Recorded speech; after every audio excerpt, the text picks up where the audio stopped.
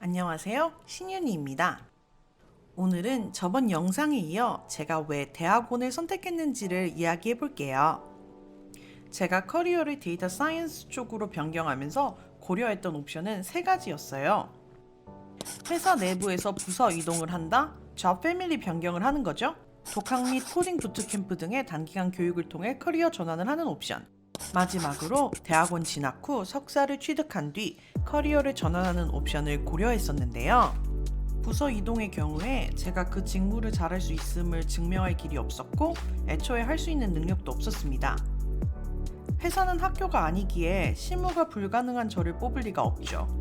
두 번째 옵션의 경우 제가 그 당시 알아본 바로는 코딩 부트캠프의 경우 6개월에서 12개월까지 소요되며 비용은 약 12,000불 정도였어요.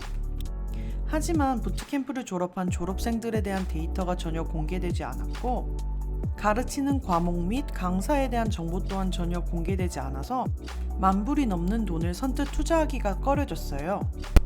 마지막으로 대학원 옵션은 아무래도 시간과 비용이 제일 많이 필요한 옵션이었는데요. 전공과 학교에 따라 다르지만 최소 10개월에서 2년 과정까지 다양하게 있었고 학비만 약 50,000불을 각오해야 하는 상황이라 사실 투자가 제일 큰 옵션이었어요. 하지만 각 학교에서 매년 졸업생에 대한 취업 현황 및 연봉 내역을 공개하고 있어서 많은 돈과 시간을 투자해도 회수가 가능할 것이라는 확신이 크게 드는 옵션이기도 했죠. 이런 식으로 세 옵션을 비교해보니 당연히 대학원을 선택해야겠더라고요. 약간 너 대학원 갈래? 아님 이직 안 할래? 의 상황이 되어버렸어요. 이에 대한 저의 대답은 나 이직할 거야. 대학원으로 마음을 잡은 뒤에는 빠르게 일을 진행시켰어요. 뭐 빠르게 바로 사표를 낸 건 그런 건 아니고요. 일단 바로 어느 대학원에 원서를 넣을지부터 빠르게 알아봤습니다. 사실 여기서 어느 대학을 정하는 게 중요하지만 엄청 중요한 스텝은 아니었어요. 아무래도 제가 원하는 분야가 정해져 있어서 그랬던 것 같아요.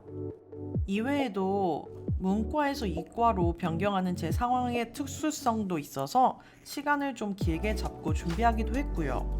일단 어느 정도 지원대학 리스트를 뽑아놓고 나서 제일 먼저 제가 고려한 부분은 어떤 시험을 칠 것인지였어요. 이를 설명하려면 미국 대학원 입학시험 이야기를 해야 하는데요. GRE 혹은 GMAT이라는 시험입니다. 간단하게 대학원 들어가는 수능이라고 생각하시면 됩니다. 보통 대학원에서는 GRE를 많이 인정하고 있고요. GMAT은 경영대학원에서만 인정하는 경우가 많아요. 데이터 사이언스 분야 전공의 경우는 딱 전공이 정해져 있는 게 아니라 경영대학원에 속한 전공일 수도 있고 아닐 수도 있어서 사람 일이 어떻게 될지 모르기에 최대한 많이 인정받는 시험을 치고 싶었어요. 저는 결국 경영대학원에 속한 석사 과정에 진학했지만 GMAT을 치지 않고 더 많이 원서를 쓸 수 있는 GRE를 응시했습니다. 다시 왜 어느 대학원에 갈지를 먼저 조사했느냐로 돌아와서 그 이유는 제가 생각하는 모든 학교가 GRE를 인정해주는지를 확인했어요.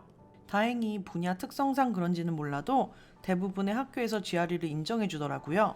참고로 GRE 점수는 최대 5년까지 사용 가능하니까 열심히 해서 점수 잘 따놓으면 좋겠죠? 다음으로 확인했던 건 대학원 선수 과목들이에요. 미국 유학을 생각하신다면 가장 필수인 것은 영어 점수예요. 미국에서 학부를 졸업하셨다면 면제되는 경우가 있지만 한국이나 영어가 주언어가 아닌 국가에서 졸업한 경우 영어 점수를 제출해야 돼요.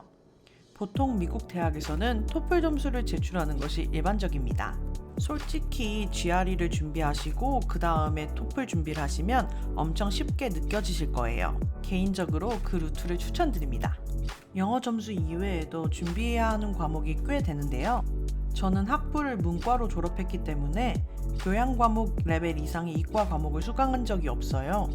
특히 데이터 사이언스, 흔히들 말하는 머신러닝에 있어서 수학이 많이 중요하기 때문에 거의 모든 학교에서 선수 과목으로 칼큘러스 학점을 요구했습니다. 시험으로 대체되는 학교가 거의 없어서 저는 근처 주립대에서 칼큘러스 과목을 한 학기 수강했어요. 이외에 다른 선수 과목으로 제가 수강한 건 프로그래밍 과목이었는데요. 이 역시도 학교에 따라 인터넷 강의도 인정을 해주는 경우가 있으니 꼭 잘 알아보셔야 해요.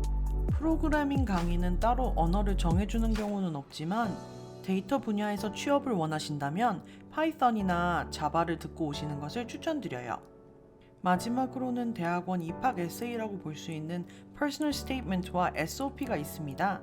사실 다른 부분은 열심히 공부하고 준비하고 시간을 투자하면 어느 정도 결과물이 보장되는 반면에 특히 Personal Statement 같은 경우에는 글 한 편에 제가 살아온 여정 및 제 자신을 보여줘야 해서 대학원 가려다가 뜻밖의 자기 반성의 시간만 몇 개월을 가졌던 기억이 있네요.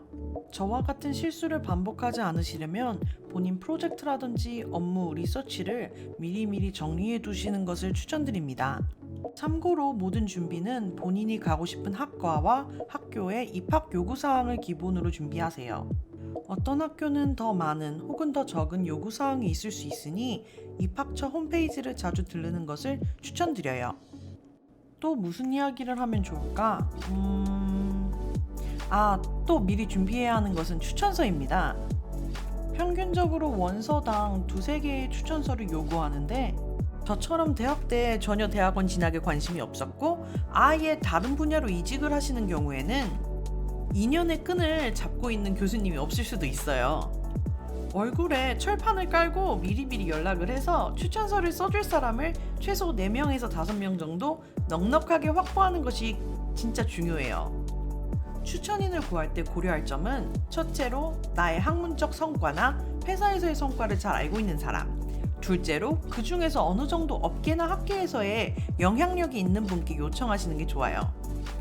이 영상에서는 제가 왜 대학원을 선택했는지와 어떤 과정을 통해 지원을 했는지를 말씀드렸는데요. 제가 준비했던 과정의 타임라인을 간단하게 공유해 볼게요. 개개인의 차이가 있기 때문에 참고만 하시면 좋을 것 같고요. 제가 오늘 공유한 정보는 모두 제가 개인적으로 생각하고 느낀 점이라는 것을 유의해 주세요. 혹시 현재 대학원을 준비하고 있으시거나 관심 있으신 분들, 혹시 더 궁금한 점이 있으시면 언제든 댓글이나 DM 혹은 이메일로 남겨주세요. 그럼 안녕히 계세요. 뿅!